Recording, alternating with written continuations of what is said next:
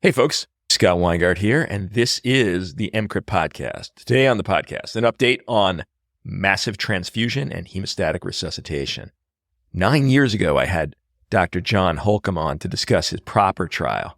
Can't believe it's been that long. Since then, there has been a bunch of randomized controlled trials in the massive transfusion space. And I wanted to bring him back on to get an update and figure out where we are right now and what we should be doing. So that's what we did. And it was a fantastic episode. I think you're going to love it. So let's just dive right in. Dr. Holcomb, welcome back. The last time we had you on the show was to discuss your proper trial. And we've had a lot change since then. We've had a lot of new studies. In fact, I've been surprised that we've had so many beautiful randomized controlled trials just in the past year or two. So I wanted to get your opinion on where we stand on massive transfusion. Yeah, Scott, thanks for the opportunity to be back and speak again. I think we're at a tipping point in blood transfusion for patients, all patients in hemorrhagic shock. I'm a trauma surgeon, military and civilian, and so spend a lot of time with people that are injured. But there's a lot of folks in hemorrhagic shock who aren't injured. GI bleeding, postpartum hemorrhage, maternal fetal bleeding, ectopics, etc. And what's happened from the trauma world is spilled over to those other places, both pre-hospital, which I know we're probably going to talk about, and in the hospital. Absolutely. And one of the biggest changes I've noted, a sea change in our transfusion, is low titer O whole blood. And I wanted to ask you a few questions about that. We have a study now showing some mortality benefit. We have systematic reviews and meta-analyses that would confirm that. And yet this is a product that we have to somewhat conserve. So I guess my first question is, where do you see this fitting into a massive transfusion paradigm? I think as you put together the pre-hospital and the early in the hospital, ED, OR, ICU, the first say 6 hours after arrival in the hospital. But the really critical part is that pre-hospital part, which we didn't talk about much 6 years ago when we talked last time. And now we have prospective randomized studies published in the New England Journal of Medicine, many other both observational, multi-center, and single-center studies. Really, in my opinion, confirming, it's a word you have to be careful to use in the medical world, but confirming the benefit of early pre-hospital blood products. Now, the prospective randomized study, Jason Sperry's study, published in the New England Journal of Medicine in 2018, used plasma and red cells, right? Not low titer or whole blood. There are no level 1 data with low titer or whole blood. And as you said, that's in fairly limited supply. I think our blood bank colleagues are starting to feel the pressure as we spread this news and more EMS agencies are carrying blood products across the country. That will only accelerate. The best percentages right now of percent of eligible patients that are receiving blood products pre-hospital is probably in this low single digit, 1% to 2%. I think, and I'm a little bit of a minority in this right now, but that's okay. I think that we'll end up where we ended up in World War II, at the end of World War II. Dried plasma pre-hospital and whole blood in the hospital. And it's not that whole great product. I first gave whole blood in 1993, so I've been a proponent for a long time. But frankly, there's just not enough. For all 50,000 ambulances, whatever number of air ambulances there are, there's just not enough whole blood to put out there. And so you have to mix and match logistics and benefit. Let's talk about the trauma bay. So in hospital, in the initial phase of resuscitation, who are you choosing to give whole blood and who are you picking component therapy for? Yeah, I think right now it's a little bit of gestalt, if you will.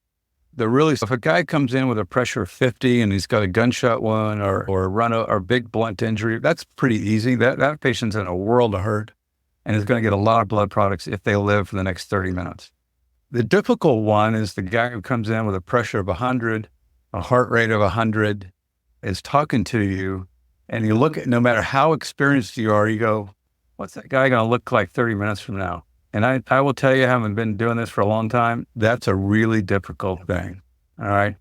Now, if you come with a pressure of 130, 140, and a heart rate of 75, and the guy's sitting up and asking for a cigarette, that's a different story. That guy's probably going to do pretty good. So they fall in those three categories, right? Probably pretty good, not good, and the one in between is the hard one. Yep. I over-triage. To answer your question, I over-triage with blood products. I would, because we know that if we under-triage, the patients die. Mm-hmm. And we studied that, by the way. That makes complete sense to me. So it sounds like you're giving the definitely not good whole blood. Yep. And you're giving a trial of component therapy first to that middle group? Yeah, I would give that group whole blood as well. Oh. And it's, in my opinion, the reason to do that is because staying in the balanced ratio of 1 to 1 to 1, platelets are really important in that, is really hard to do. It's hard for the nurses to do. It's hard for the blood bank to do. It's hard for the staff guy to keep track of all the other stuff that's going on and keep track of the ratios. We know the ratio is important. And so I would start with whole blood with that middle group as well. All right, fantastic. Do you consider giving 1 unit of whole blood satisfying a critical administration threshold? Is that a patient now in your mind, if they need more, is a massive transfusion? Probably 2. We've studied that as well, Scott. The definition of massive transfusion actually comes from the whole blood era. And if you go back in the literature, but the critical admission threshold, which is probably 2 units of whole blood. You can't divide it up, right? It's probably 1.5, but that doesn't work at 2 a.m., right? We all got to practice 2 a.m. medicine, and probably 2 units. All right. What are you using as your transfusion trigger? Not to decide who needs massive transfusion or who's going to need products, but instead when to give the next product. Now, typically we've used something like the patient's blood pressure for that, and then other markers of how they're doing. What makes you grab the next unit of blood, or have whoever is administering it grab the next unit? In the early care of the patient, I think lab values are not as important as the physiology of the patient and their trajectory. And so I honestly look at blood pressure, heart rate, urine output, with a Foley in.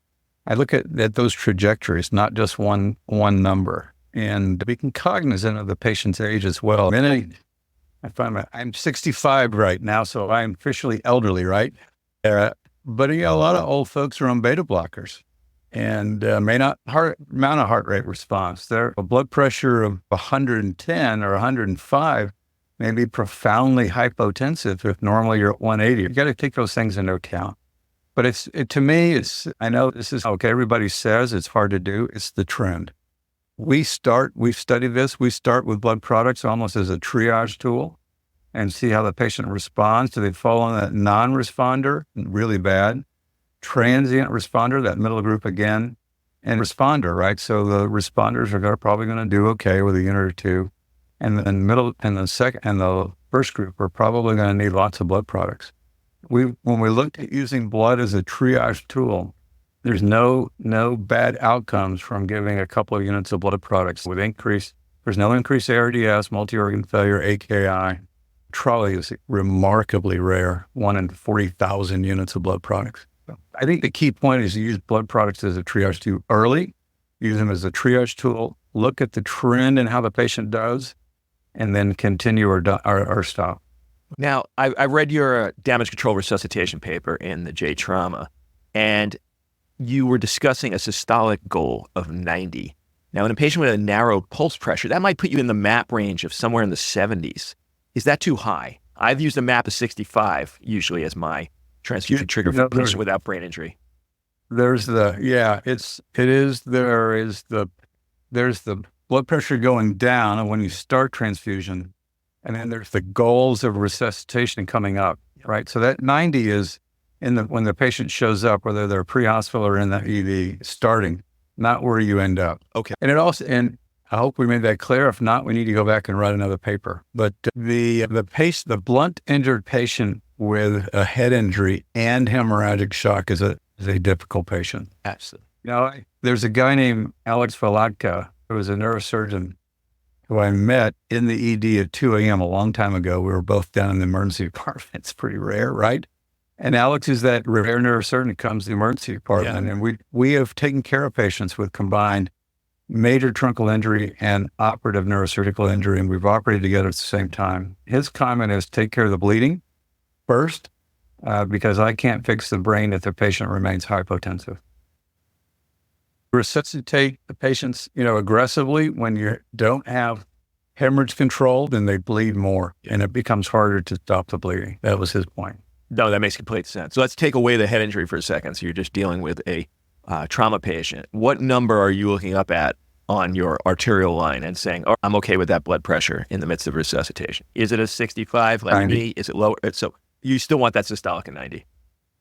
Yeah, it is. That's what the animal studies say. Hey folks, but you know we're not getting right to the show because you're listening to the free foam feed of EMCrit rather than the members only feed. Now, I'll put you out of your suspense. This is a full episode. You're not going to be cut off. Don't get upset that, you're hearing this and now 8 minutes from now, you're going to be listening, super excited by what you're learning, and then all of a sudden, and no more episode. You never want to hear that sound again. You're not going to hear it in this one, but you're going to hear it in a bunch of others because you're not a member. And membership is so cheap and so beneficial to the care that you could provide your critically ill patients in the ED or ICU that it's just crazy that you're still hearing this message. So go to emcrit.org/join, become a member, do it before the end of the year. You could write it off on your taxes. You could use your CME funds. And then all of a sudden you get all of the stuff that is not available in the free feed, and you never have to hear this message again. Please consider joining, and thank you for listening. Okay. That's what the guys in World War II said when they had, hundreds of thousands of casualties in a very short period of time. And then we confirmed that number with studies in pigs, albeit in pigs. And if you look at the ruptured aorta literature, when they used to do ruptured aortas open, right, back in the old days, Yep. The anesthesiologist wrote the same number, that you could see bleeding start when your systolic pressure became above 90 because you popped the clot, right? You popped the clot. Absolutely. But you're not buying into, at this current time, the literature. It came out of Texas, I'm blanking, which that looked at much lower maps in patients with... Yeah, it's maps of 60, systolic pressures of 90. I think, of course, you had the variability of pulse pressures and wide and narrow pulse pressures, et cetera. And valvular abnormalities, age, et cetera. We use these numbers and we don't pay attention to age or sex of the patient, right? Which, of course, it's an opportunity for research with the young people with large masses of data and the decision support from your computers, in my opinion. Let's move on to component therapy. Now, from proper, we had 1-to-1 being superior to 1-to-2. Since then, there's been a few studies of not the same caliber that have said maybe 1-to-1-to-2 is okay. You should shoot for 1-to-1-to-1, and if you get to 2, you're probably doing all right. Do you buy that, or do you feel that we really strictly need to hit the 1-to-1? I always say, what we did with the statisticians who were, proper quote was a negative study, right? We didn't show a difference at 24-hour and 30-day survival, but people have used that data and looked at it, and they looked at the Kaplan-Meiers. And we did this with our statistician, Barbara Tilley, who was very regimented, very classical statistician. And we said, okay, Barbara, there's no difference here. What group would you rather be in? And you just look at the Kaplan-Meiers, which separated at 3 hours, and there was a 4% difference, that kind of 3.5%, 4% difference. And she said, I'd rather be in the 1-to-1 group because there was a 4% difference out of 30 days or 3.5. And that's what people have done. And I think that's true, right? So you remember that the TXA study, CRASH 2, really changed practice with a 0.8% difference. Or 3.5%, 4% is pretty big when you do these studies, actually. Absolutely. So you would still tell trauma centers, no, you really should hit as close as you can to that 1-to-1-to-1. I would, and honestly, and that's one of the driving forces behind whole blood, right? It's just when you talk to the nurses, right? So the doctors go, give whatever, and the nurses have to do the work. So you talk to the folks who actually hang the products, and they would much rather hang whole blood than components because it's just easier to do. When you talk to blood bank technicians, they would rather give you whole blood because it's easier to do. Absolutely. All right. Thrombolestography, TEG, ROTEM. It makes a lot of sense.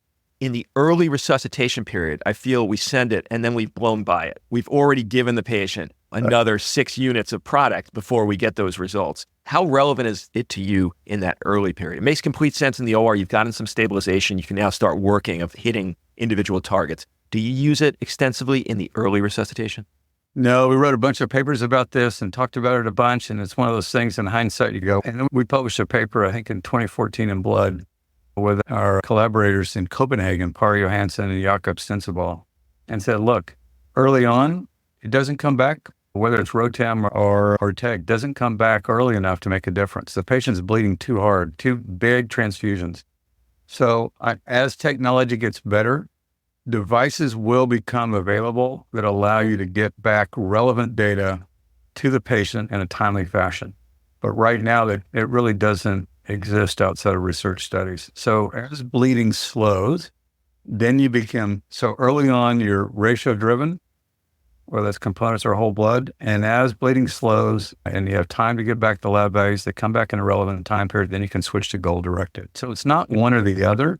People try to make these divisions again. It's both. Just depends on time. I couldn't agree more. All right. Calcium has been a big change. We've always known it's important, but we didn't know it was as important as it seems to be now. You say with your first 2 units, you're giving 2 grams of calcium chloride in your paper. I'm curious to know what additional calcium you're giving. Do you have a ratio? Do you have some kind of methodology to know when the patient needs more calcium? What's your mode? Yeah, so I think we got to be a little careful with calcium. Calcium does have downsides, right? It causes arrhythmias and death if you give too much calcium. I took care of a patient the other day that had a lot of calcium, who had a calcium of 9 or something. It was incredible in the ICU. And in my opinion, again, hypocalcemia is bad. Hypocalcemia happens in every bleeding patient, largely because albumin is lower and they lose blood, right? I don't know of any data that says giving early calcium improves outcome. It improves a number, but not an outcome. And I think you can be a little careful with that. If the patient is in that category of where we're using blood as a triage tool, maybe that medium group, I wouldn't give calcium with the first couple of units. Okay. All right. Again, lava's got to come back. But if the patient is pressure 40 and you're going to give them a lot of blood products, and I think giving calcium makes sense in some kind of ratio. I'm waiting a little bit, and Norm McSwain said this a long time ago, right? He said, I'm waiting for the second study. I'm waiting for the outcome data on calcium. Outcome data. So, the ProCoag trial, PCC. Now, this was a negative trial that potentially even raised the possibility of harm, but they were giving a lot of PCC to patients Also receiving ratioed FFP administration. So in my mind, why would that work? The patients that I am curious on are the ones who were going down a European methodology of replacing a lot of your plasma with PCC as one possibility, or a rural center that just doesn't have any plasma. What role does PCC serve in your mind outside of reversal of something like warfarin? Yeah, it's a great question. So the ProCoag study is a great study from folks. The last paragraph is probably the most important. There's 2 things.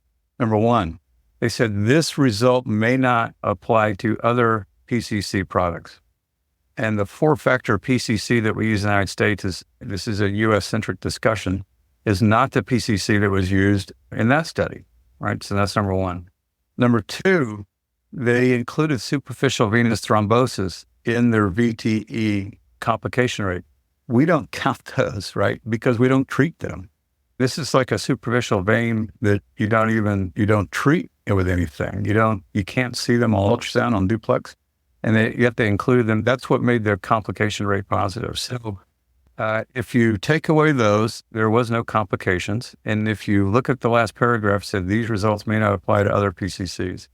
To me, it's a negative study. It is, as we do these prospective randomized studies, you got to get your studies through the regulators, and they want you to add PCC to topo therapy. So this is a slight tangent, but I'm super curious because I've been posed this question. It always sends me for a loop because I've always worked in level 1 trauma centers. But if you were in a rural center, they have maybe 4 units of packed cells, no plasma, no platelets, and the patient's super sick. They're obviously being transferred, but it's going to take a little while for that bus to get there to bring them back to you. What would you advise they actually give? Crystalloid seems anathema, but you're running out of options if that patient's hypotensive. Would you use suppressants? What would you do? I've worked in those places, right? Back when I was younger, I don't work in those places now, but it's somewhat of a military equivalent. I worked in a non-trauma center in North Carolina, and we transferred up to Duke and Chapel Hill, and it took a while to do that. So I would give the red cells. I would hopefully give the PCC as well. It's a plasma substitute, if you will. In the military setting, and we're pushing this pretty hard in other forum, is the walking blood bank. I don't know if that's where you wanted to go, but we're going to go there. I would set that up. I've done that. Like I said, the first time I did a walking blood bank was in 1993, and I've done that over and over and over again. I find it compared to death from hemorrhagic shock, it's probably worth the risk, and the risk can be minimized if you plan ahead. And you can have whole blood If you exercise this over and over, within 20 minutes of calling for a walking blood bank, you can have whole blood going in the vein of the patient. I love it. And I think that's maybe the solution for many of these rural centers. Let's pretend that wasn't set up. You've exhausted your red cells. You've given PCC. Patient's still hypotensive. At that point, would you leave them hypotensive? Let's say they're at a MAP of 45. Would you give vasopressors or would you give crystalloid? Yeah, I'd probably put me in a corner, man. That's the corner I was in, Dr. Holcomb. I want to hear where you would get out of it. Yeah. A dead patient, you can't do much with, right? Yep. And so I probably at that point would give vasopressin and a little bit of crystalloid and not be happy about either one, actually. Yeah, exactly what I answered. We're in the same spot. All right, tranexamic acid, patch trial, pre-hospital, negative trial. Couldn't give it any earlier than that in these trauma patients. How does that affect? Last time we spoke, if I remember correctly, you were waiting on a TEG to show fibrinolysis. Have you become more open to giving empiric TXA? Does the patch trial change you to saying I was right all along? What's your feelings? Yeah, I think I was probably wrong all along. I would do my clinical work in Alabama at UAB. We pay a lot of attention to what goes on in the military. And if you look closely at the patch trial and at Marty Schreiber and Susan Rao's study as well, and put those two together, we give, and the military gives, 2 grams of TXA, either pre-hospital or in the ED within 3 hours of injury for head injury and hemorrhagic shock. We don't give that one gram bolus over 8 hours like in the CRUSH 2. And I think if you look at patch, there was an improvement in mortality, but not an improvement in cognitive function in 6 months. In my opinion, the cognitive function in 6 months, no study has ever met that criteria. So all TBI studies have failed because largely, I think, because of that extremely rigorous and really not attainable endpoint. All right. So you actually, despite this, have become more open to it than our last conversation and are administering it if within 3 hours to any patient satisfying. Is it the prediction of massive transfusion, or are you just giving it with your first? We've become very liberal with this, and I think that this is the right thing to do. I think the safety issues have really been shown, in my opinion. If you look at Susan Rao's study for TBI, 50% of the patients who got TXA pre-hospital did not have a positive CAT scan. That's been repeated in every pre-hospital TBI study. However, the patients who did have blood in their brain and received 2 grams of TXA pre-hospital had markedly improved cognitive outcome and survival. And I think that's the study that needs to be done. The next study, I would enrich with the new biomarkers that are out there and use them pre-hospital and then give the TXA. I think that study will show an improvement in 6-month outcome. All right, let's talk cryostat 2. Now, again, this was a patient in the control group receiving ratioed administration of blood products. And then in the intervention group, they gave on top of that a reasonably high dose of cryoprecipitate. The FFP has fibrinogen in it. So I would have predicted this might be a negative study from the outset, though it certainly was wonderful and should have been done. What is your current feeling on a patient who is receiving close to 1 on the administration of a bonus dose of cryoprecipitate if you don't have a fibrinogen asking you to do so? So I think that's like many studies, it's the first cryostat 2, cryostat 1. There are a couple of studies along the way, but first big study of fibrinogen. When we did proper, and we've done several of these studies now, there's so little really good data about fibrinogen, when to give it, who to give it to, how much to give. We didn't include it in the proper study. And many studies have not included fibrinogen, whether it's cryoprecipitate or fibrinogen concentrate, in their algorithm, if you will. I think the message from cryostat 2 is that there are patients who don't need extra fibrinogen, and there are some that do. So I think it's probably a U-shaped curve. I think there's a time element there. I think the patients who get 3 or 4 or 5 units of blood who are sick, who are bleeding, but not massively. They go to the OR, you put a clamp on their spleen, you take their spleen out, they do pretty well. But the patient who has a bad liver, bad spleen, bad pelvis, bad chest, those patients will drop their fibrinogen level. We use TEG a lot, so the MA will go down. And those patients, in my mind, do need extra fibrinogen concentrate or cryoprecipitate, despite them getting whole blood or 1:1. I took care of a patient like that 3 weeks ago in the ICU, came in with an MA of 45, really low, right? Who had really good balanced resuscitation, whole blood end components, almost no crystalloid, but needed 2 rounds of cryoprecipitate to get their MA back up to 65 and stop their coagulopathic bleeding.